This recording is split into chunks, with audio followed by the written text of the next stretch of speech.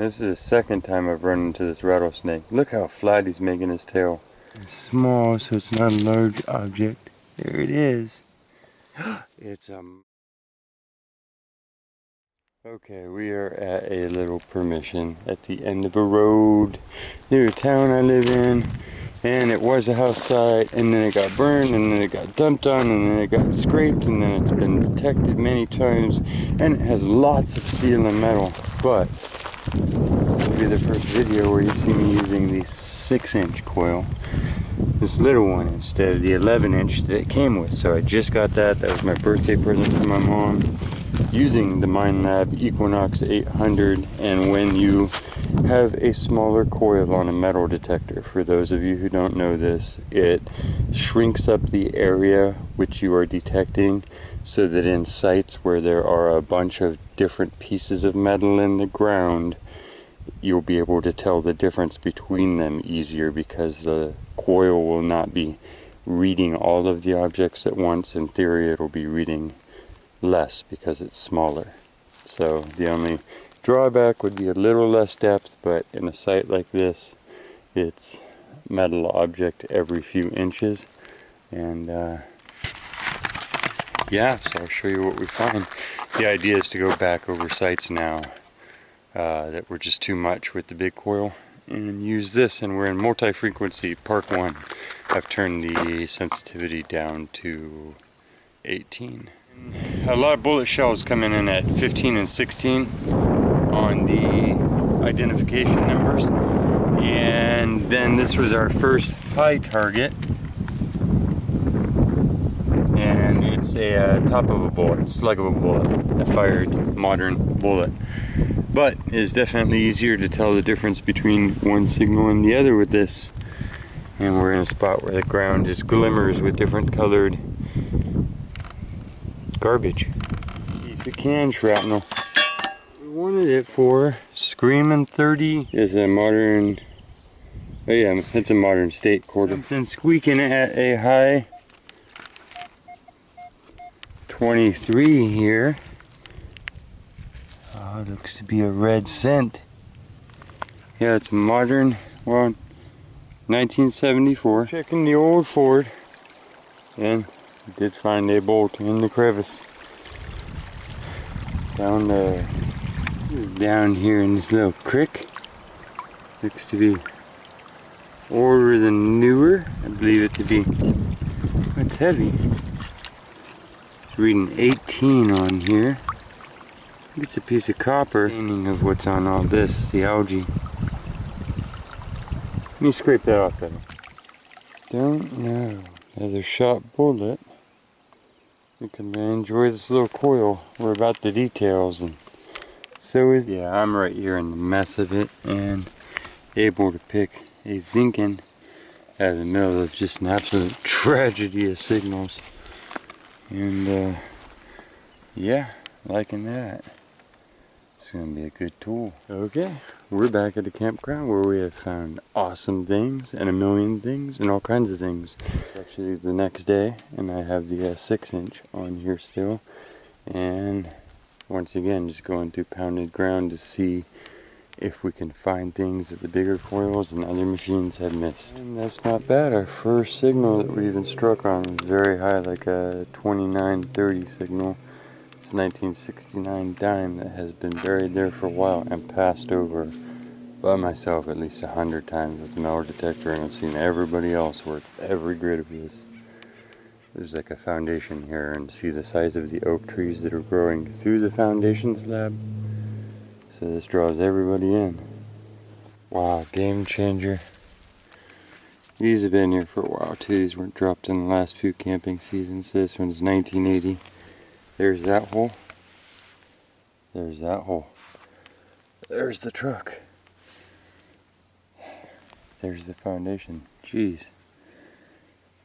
Yeah, so several different types of Garretts, including a Max, a Pro, Ace 400, Ace 300, a Whites, several Equinox, this Equinox with the 11-inch coil, and none of them picked up either of these, and they just screamed right out. There's So this was a 13, rusty bottle cap. The zinc ends still seem to be a 20, barely rocking up into the high noises, so the number will be high, but the signal will still kind of sound mid. So 1985 dime, not silver. That far down, and it was making a 22 on the target ID. Practically just a surface find. It looks like it's actually aged and it was in the dirt. Goal for push up or something. When they run into stuff, they will push it to the surface. It's oh, it's a little handle. We are right here by the foundation. Yeah, it's a little pole of some sort. Nice brass, nice shape. Just taking a little break in the truck. Yeah, just in this one little area standing in the shade, we found about 9 coins that we've missed in half a decade of seriously hunting this place out. So, yeah, that's a good thing. Okay, we moved down a little ways. More picnic tables, flat areas, same deal. Found a Gemini symbol. It is my birthday symbol. Don't know what that went on, but we'll take it. And more coins, and we're literally by the truck again. Just got out, so little coil is doing just fine. Wow, time flies. I swear that was just a couple summers ago. That was a fresh carving. Wouldn't have recognized it in another year.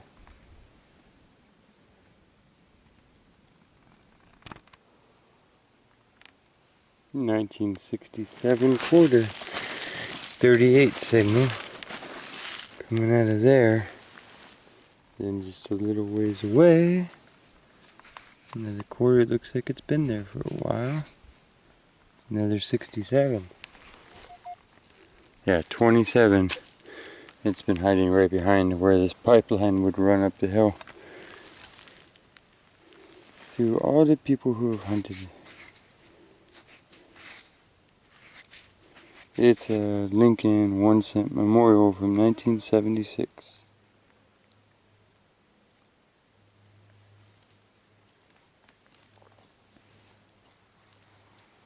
Let's look at what we found. Testing out the 6-inch coil. Pretty good. I only did 1 or 2 more stops off camera.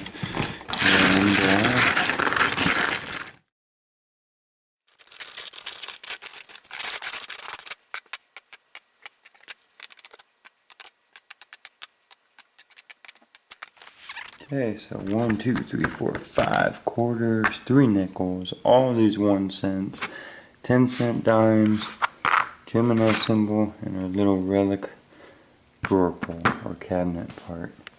And all this was our garbage.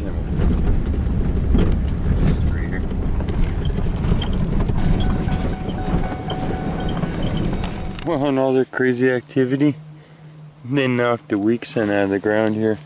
This is fires, chainsaws, our own volunteer crew, which is kicked up a 1 cent, which is really awesome. So we're on the board. Okay, it's 1952, San Francisco.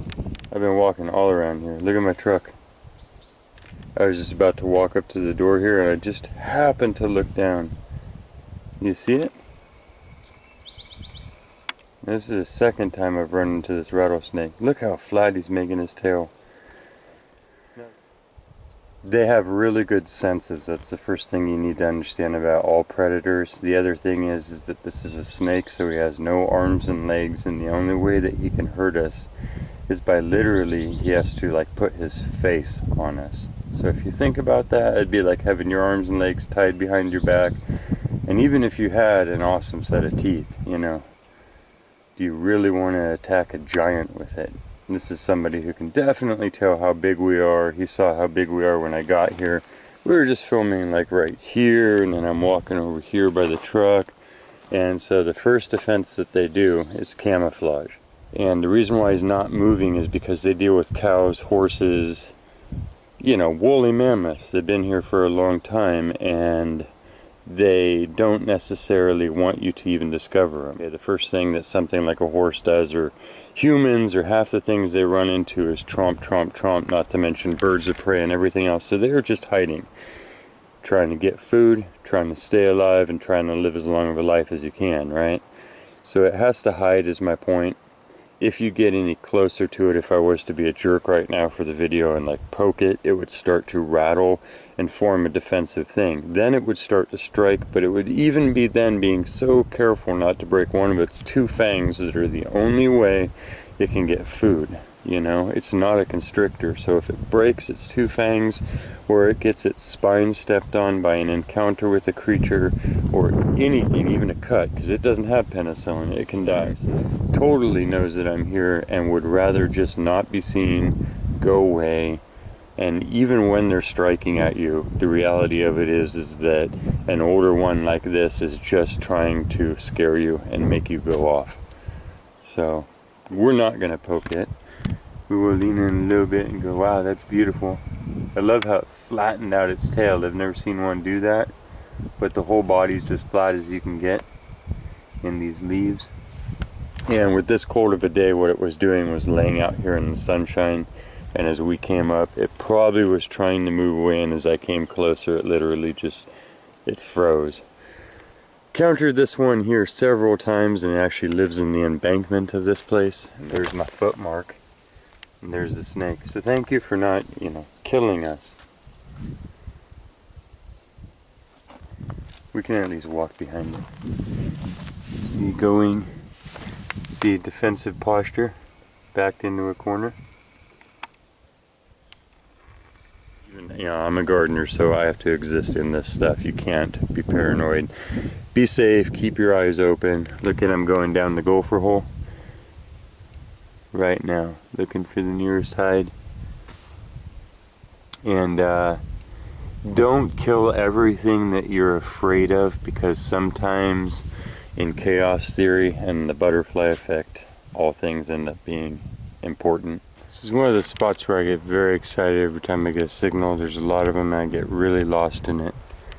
This is the next thing that we found. I've been hunting every single signal, going over it with the small 6-inch, and yeah, I've just covered basically that much area. Don't know what that was, but that's what we're doing. Exposed by the fires, things like this pipe coming up here. This tree that was hiding it all actually flipped over. Sorry, squirrel. Little rock ledges. Knuckle tree, little flat spot. Cabin probably sat here. And I'm getting a tight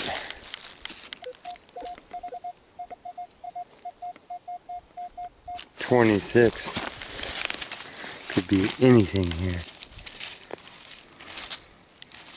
Sounds like it's literally right in here. Shall we use the pinpointer and see?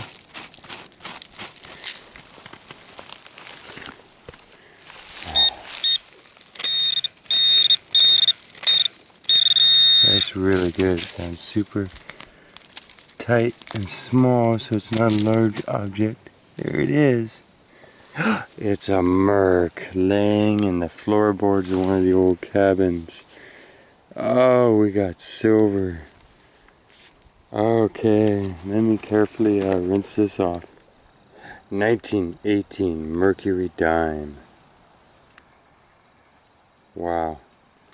So we are going to put that gently in a box and celebrate the fact that we just filmed a silver. Yay, first silver of the 6-inch coil. Oh, we just call this home base too. This is home base, literally. So, thank you. Lady Liberty Mercury dime. Silver. Good signs, good signs. Tops of whiskey bottles. And oyster shells 50 miles inland. And a little thing. Might have been a cufflink. Might have been. Okay, we did the whole flat area. I don't know if you can see it. Bank, flat, road that passed between it, several other cabins, stone front porch here. That's where the signal was. Solid. Small little solid 23 there.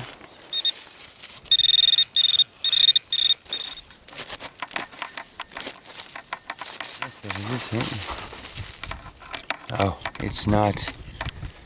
It has a big copper grommet. Yeah, I'll bring you right back to the action here. Here's where we just dug. I hadn't covered it up yet. There's where the other dime was. There's the porch.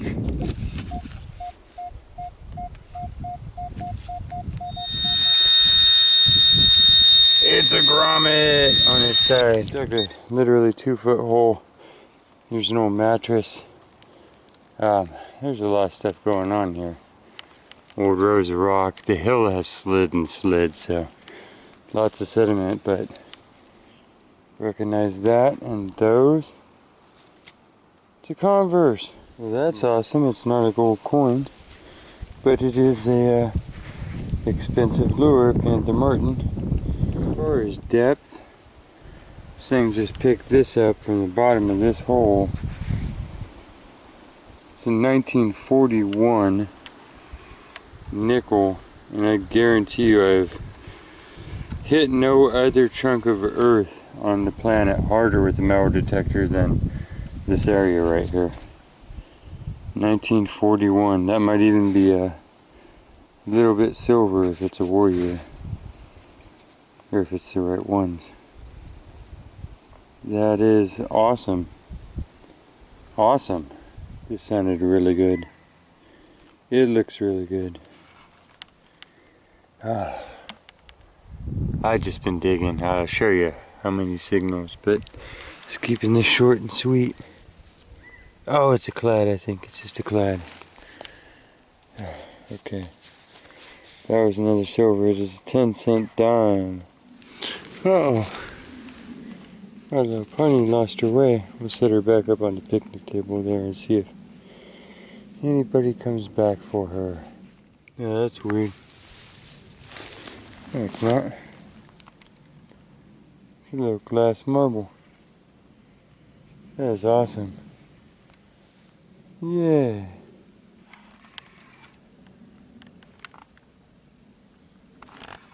Just a little antique marble. Unless it's something current from like a board game, but it sure looks small and swirly, and it's not a bead. Really cool. Okay. Big old gray clouds and beautiful weather, sun on the river, shade on us. It's time to get on down the road out of here. Getting the sunset twilights. And these are what we found. These are all the garbage targets. And then the prides of the day, 1941 5-cent nickel, the 1952 wheat penny, the nice white porcelain mini, probably antique marble, and then the star of our show, our 1918 Mercury dime silver. Wow. So, really impressed with the 6-inch, and have to go over everything again in the whole world. So yay!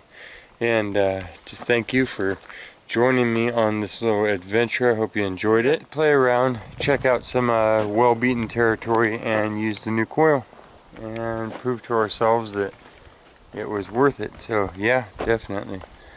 Okay, thank you for joining me. Please take care of yourselves and take care of each other, and I'll see you somewhere down the road. Quest on.